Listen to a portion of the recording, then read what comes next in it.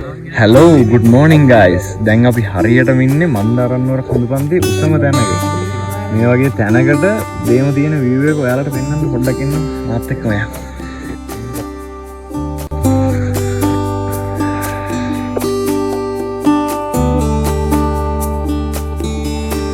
අර ඈතින් පේන කොළපතන දියරලට වඩා උසින් මන්දාරන්නුවර සැඟවුණු කඳුනින් එක තියෙන ලස්සන view එකක් තියෙන තැනක තමයි අද අපි කැම්පින් කරන්නේ. එහෙනම් සම්පූර්ණ vlog එක බලන්න ඕන නම් එන්න අපිත් එක්ක වීඩියෝ එකට. මේ රවියා vibes. දැන් හරියටම වෙලාව දවල් 12ට විතර ඇති. මේ වෙලාවේදී හරියට මිර මුදුන් වෙලා තිබ්බත් මේ මන්දාරන්නුවරට තියෙන විශේෂම ක්ලයිමේට් එක තමයි මේ කූල් ක්ලයිමේට් එක. මේ ක්ලයිමේට් එක කිසිම හේතුවකට වෙනස් වෙන්නේ නැහැ. මොන තරම් ඉර එළිය වැටිලා තිබුණත්. ඒකත් එක්ක මේ ලස්සන view එකක් බලාගෙන දෙපැත්තෙන් කොළ පාට පරිසරයක අපිට යන්න තියෙනවා නම් මම හිතන්නේ මේ මන්දාරන්නුවර විතරයි. ඒකත් එක්ක අපි උඩට එන ගමන් පාරේ පැත්තකින් හදලා තියෙන මාරම ලස්සන view එකක් තියෙන තැනක් තමයි මේ view point එක. ඒක අපි හිතුවේ හොටෙල් එකකින් මොකක් හරි ටිකට් එකක් අරගෙන කරන දෙයක් කියලා නෑ. ඇත්තට මේක රජයෙන් කරන දෙයක්. එතන තියෙන view එක කියන්නේ සම්පූර්ණ කඳු පන්ති ගණනාවක් එක දිගටම අපිට එකම විනාඩියක් ඇතුළත බලා ගන්න පුළුවන්. එතන view එක නම් ආයේ කියන්න වචන නෑ. මාරම හොඳ වැඩක් මේක නම්.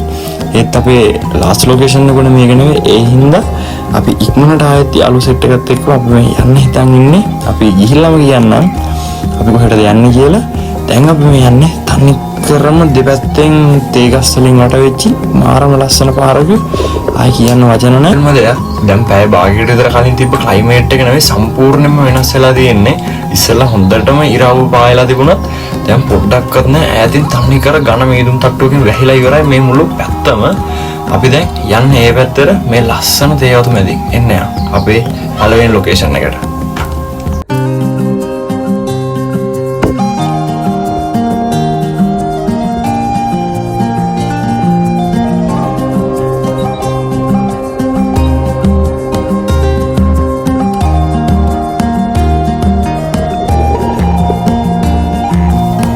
පොඩි වෙලාවකින් අර ඈතින් පේන අපේ ලොකේෂන් එකට අපිට යන්න පුළුවන්. මම එතෙන්ට ගිහිල්ලාම කියන්නම් තැන මොකක්ද කියලා. හේතුව මිනිස්සුන්ගෙන් සමහර තැන් හැංගිලා තියෙන එකම තමයි ලස්සන. මොකද ඒ වගේ තැන් ආයි කියන්න වචන නැහැ. මම එතෙන්ට ගිහිල්ලාම පෙන්නන්නම් එතන view එක කොච්චර ලස්සනද කියලා. මම හිතන්නේ මෙතෙන්ට තාම කවුරුත් එහෙම ගොඩක් කට්ටිය ඇවිල්ලා ඇති කියලා. අපි එතෙන්ට ගිහිල්ලාම බලමු කොයි වගේ view එකක්ද තියෙන්නේ කියලා. එන්න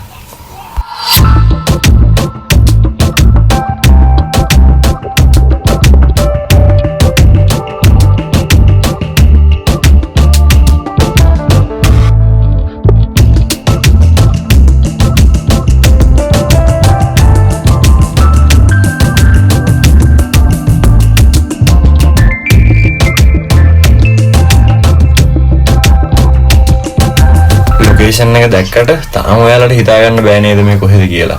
අපිට ගමේ මිනිස්සු නම් කිව්වේ මෙතෙන්ට කියන්නේ ගලේ පන්සල කියලා.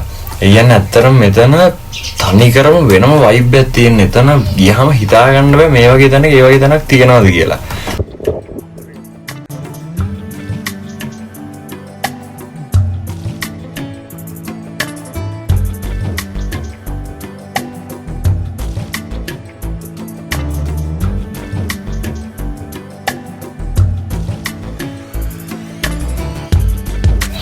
මම ආයෙත් කියන්නේ මේ වගේ තැන් මිනිස්සුන්ගෙන් හැංගිලා තියෙන එකම තමයි ලස්සන.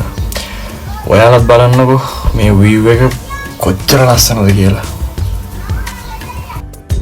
අපි ගලේ පන්සලට ඒ විදියට සමු දීලා අපි යන් අපේ ඊළඟ ලොකේෂන් එක වෙන ඇතිනියල්ල බලන්න. එහෙනම් එන්න අපිත් එක්ක.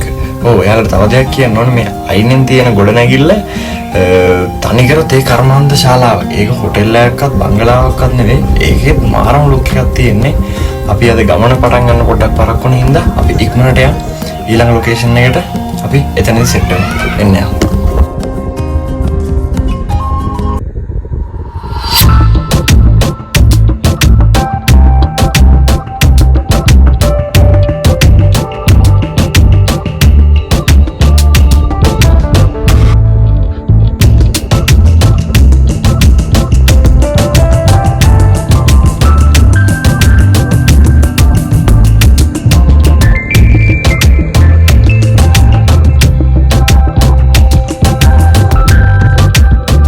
මේ වගේ ලස්සන වීඩියෝකුත් බලාගෙන මේ වගේ පාරකින් ඔයාලට යනකොට දැනෙන ඇති බිත්ති 4කට කොටු වෙලා අපි හොයන ජීවිතේට වඩා මාර ලස්සන ලෝකයක් මේ එළිය ලෝකේ අපිට තියෙනවා කියලා.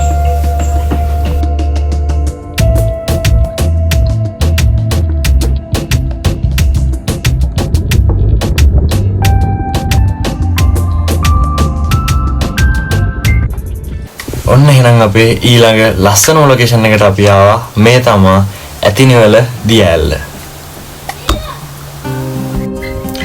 අපි මේ විදිහට ඇතිනිවල දියැල්ලට සමු දීලා අපි ඊළඟට යන්නේ අපේ කැම්පින් සයිට් එක හොයාගෙන. අපේ කැම්පින් සයිට් එක තියෙන්නේ මන්දාරම්නුවරින් කිලෝමීටර් 5කට 6කට වඩා උසින් පිහිටි කබරගල දියැල්ලටත් වඩා උසින් පිහිටි තැනක තමයි අපි අද කැම්පින් සයිට් එක තෝරගත්තේ.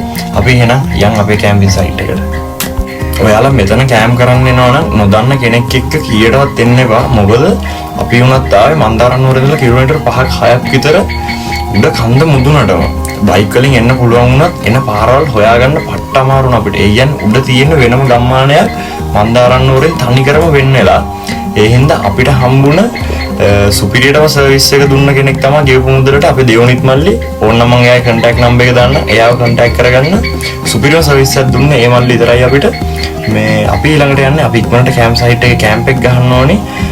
මොකද අපි අද මෙතෙන් දෙන්න ගොඩක් පරක් වුණා. පාරවල් හොයාගන්න ගොඩක් පරක් වෙච්ච හින්දා. එහෙනම් අපි ඉක්මනට අපේ කැම්ප් සයිට් එකේ අපේ ටෙන්ට් එක ගහනවා. අපි අපේ ටෙන්ට් එක විදිහට නම් තෝරගත්තේ 6% ටෙන්ට් එකක් තමයි. අපිට ඒ දෙකක් දුන්නේ අපේ දෙවනිත් මල්ලි. thank you මල්ලි ඔයාලගේ සර්විස් එකට. ඇත්තටම සුපිරියක්. ඒකත් එක්ක අපිට ගමේ මිනිස්සු කියපු දෙයක් තමයි මම ඒකයි කිව්වේ නොදන්න කෙනෙක් එන්න එපා කියලා. උඩ අනිවාර්යෙන් සමහරට දිවිය වෙන්න පුළුවන් වෙයි කිව්වා. ඒ හින්දා ඔයාලා රෑ ඉඳලා උදේ වෙනකම් අනිවාර්යෙන් ගිනිමැලයක් පත්තු කරගන්න කිව්වා. ඒත් අපි පරක් වෙලා ආපු හින්දා ඉක්මනට ටෙන්ට් එක ගහලා අපි ඊළඟට ගියේ අපිට ඕනි ඒ කියන්නේ කොහොම හරි උදේ පාන්දර වෙනකම් කොහොමවත් අපිට පත්තු කරලම තියන්න කිව්වා ගිනිමැලේ. නැත්තම් කොයි වගේ දෙයකට මුහුණ දෙන්නේද කියලා අපි දන්නෙත් නැහැ. ඒ හින්දා අපි ඉක්මනට දර ටික හොයාගන්න ඕන හින්දා අපි සෙට් එකම ටක් ගාලා ගියා. දර ටිකක් අරන් එන්න පල්ලෙහාට. මොකද රෑ වෙලා මොන දෙයක් වේද කියලා අපි දන්නෙත් නැහැ. ඒ හින්දා අපි ඉක්මනට දර ටිකත් එකතු කරගෙන අපිම පල්ලෙහාට. තව දෙයක් ගිනිමැලයක් පත්තු කරන්න ඕනේ කියලා ඒ ලස්සන පරිසරය නම් විනාශ කරන්න එපා. ඒ තියෙන ලස්සන ගස් එහෙම කපලා පුළුවන් තරම් වේලිච්ච දර එහෙම ඕනේ තරම් ඇටිලා තියෙනවා. ඒව එකතු කරගෙන පුළුවන් නම් ගිනිමැලේ පත්තු කරගන්න. මොකද මේ පරිසරය නම් කීයටවත් විනාශ නම් කරන්න එපා. මේ තරම් ලස්සන පරිසරයක් කොහොමත් කවදාවත් විනාශ කරන්න හිතන්නවත් එපා. කන්ද මුදුනට තිබ්බ සීතලත් එක්ක අපිට ගිනිමැලේ පත්තු කරගන්න එක නම් එච්චර ලේසි දෙයක් වුණේ නැහැ.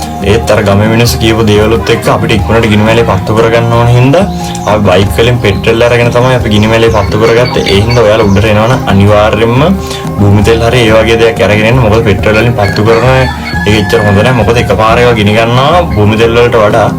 මේ ඒ හින්දා අපි මේ වෙලාවේදී බයික් වලින් පෙට්‍රල් අරගෙන තමයි මේ අපි ගිනිමැලේ පත්තු කරගන්නේ. හැබැයි සාර්ථකයි. ඉක්මනට ගිනිමැලේ පත්තු වුණත් ඒක ටිකක් අවදානම් වැඩක්. මොකද මේ භූමි තෙල් වල ඉක්මනට මේ පෙට්‍රල් ගිනි අරගෙන ඉවර වෙන නිසා.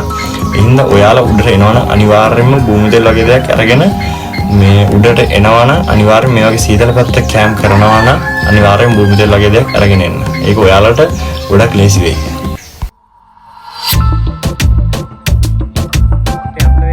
අද හරියටම පසළොස්වක පොය දවසක්. ඉතින් පසළොස්වක හන්දේ සඳේලියයි කොළපතන දියැල්ලෙන් එන සීතල හුළඟයි ගිනිමැලේකුයි කියන්නේ වෙනම වයිබ් එකක්.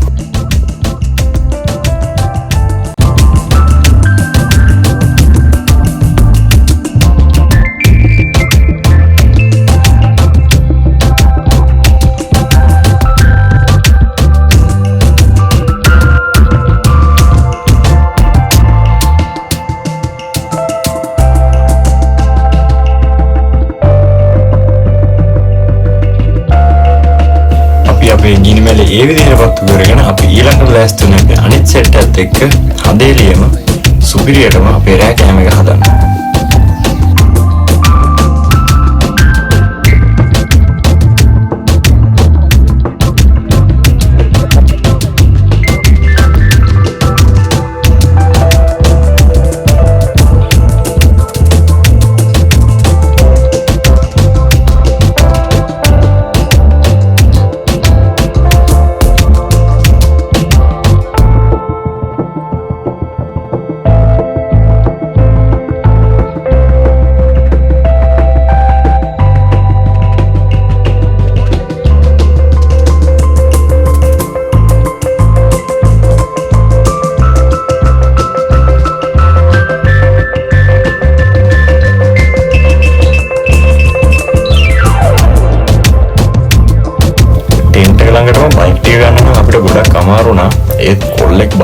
පරිස්සම් කරනවා මාර විදිහට. ඒ හින්දා අපි ටෙන්ට් එක ළඟටම බයික් ටික ගත්ත පොඩි ඩැමේජ් එකක්වත් එන්නේ නැති වෙන්න.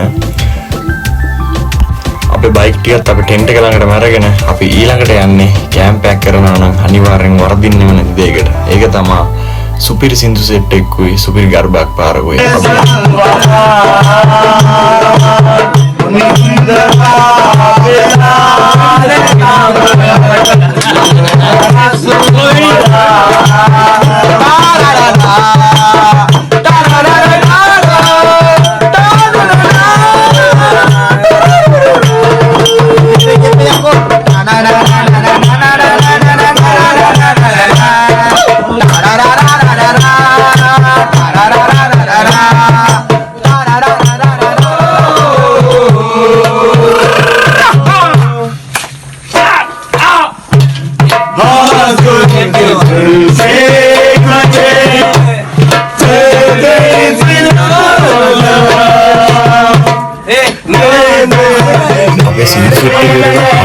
බ්‍රේක් එකක් ගන්නකොට වෙලාව පාන්දර 1:53යි.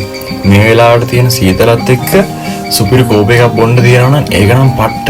අපි ඉතින් කෝප් එකකුත් හදාගෙන අපි ඊළඟට අහස් කුරු ටිකක් පත්තු කරලා අපි ඉක්මන නිදාගත්තේ. හෙට උදේම අපේ සන්රයිස් එක බලන්න ඕන හින්දා. අපි එහෙනම් හෙට උදේම සන්රයිස් එකත් එක්ක සෙට් වෙමු.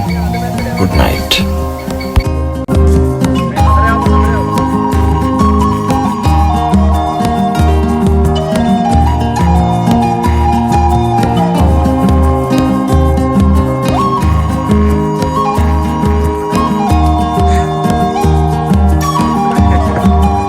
morning guys, මම දැන් හරියටම ඉන්නේ කොළපතන දියැල්ල ඉස්සරහින් පේන සුන්දරම සුන්දර කඳුපන්තියකින් රට වෙච්ච සුපිරිම ප්ලේස් එකක.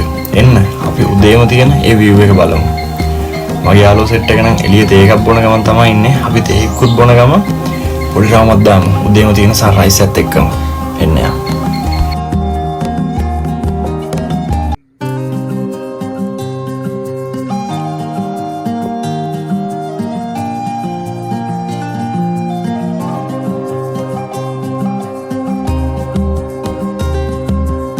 ඔයාලටම පේන ඇති ඊයර කොච්චර සීතලක් තියෙන්නද කියලා. මුළු බයික් එකම පින්නෙන් නැවිලා ඉවරයි. ඒකත් එක්ක උදේ පාන්දර වැටෙන හිරු එළියත් එක්ක තියෙන ප්‍රෙෂර් එක නම් වාව්. සන්රයිස් එක ගැන කියනවා නම් ආය වෙන උපකල්පන ඕනේ නැහැ කියලා හිතන තරමටම මේ ටික ඇති හොඳටම. ඔයාලම බලන්න. කොච්චර ලස්සන ලොකේෂන් එකකද අපි ඊයර කැම්ප් කරලා තියෙන්නේ කියලා. ලංකාවේ සුන්දරම පාරාදීසයක් වුණු මන්දාරන්නුවර අපේ කැම්පින් බ්ලොග් එක මෙතනින් ඉවරයි. මේක මගේ පළවෙනි කැම්පින් බ්ලොග් එකකින් හින්දා මොන හරි අඩුපාඩුවක් තියෙනවා අනිවාර්යෙන් පහලින් කමෙන්ට් එකක් දාන්න. ඒ වගේම වීඩියෝ එක හොඳට ලයික් කරලා සබ්ස්ක්‍රයිබ් කරන්න.